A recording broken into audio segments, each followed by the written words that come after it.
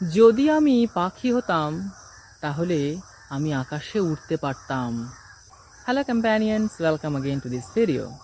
আজ তোমাদের একটা দারুণ মজার ইংলিশ শেখাবো। যদি আমি পাখি হতাম তাহলে আমি আকাশে উড়তে পারতাম। এটার ইংলিশ তোমাদের শেখাবো, আর এই স্ট্রাকচার দিয়ে এই ধরনের বাক্য তোমরা যত খুশি বানাতে পারবে। যদি আমি এই হতাম তাহলে আমি এই কাজ করতে পারতাম।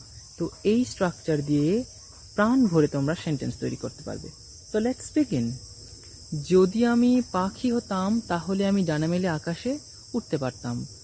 If I were a bird then I could fly in the sky. যদি আমি পাখি হতাম, ইফ অর্থাৎ যদি, আই ওয়্যার আ বার্ড আমি পাখি হতাম, আই অ্যাম বার্ড মানে আমি পাখি হতাম পাস্ট টেন্স। তাহলে আই ওয়্যার আ বার্ড, এখানে তোমাদের মনে একটা কোশ্চেন জাগতেই পারে যে কেন আই ওয়াজ হলো না, কেন আই ওয়্যার হচ্ছে। এটাই এর ইউনিকনেস, যে আই ওয়াজ হবে না, এটা হবে I were. If I were a bird, যদি আমি পাখি হতাম, then I could fly in the sky, তাহলে আমি আকাশে উঠতে পারতাম।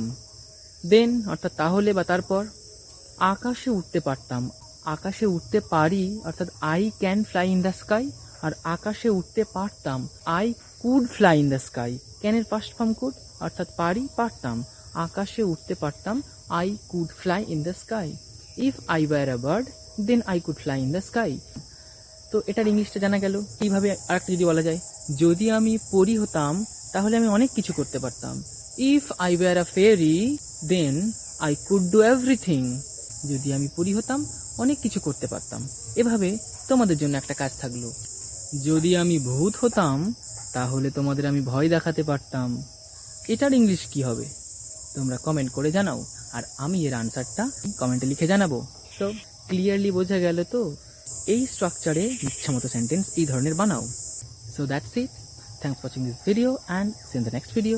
Take care, bye by.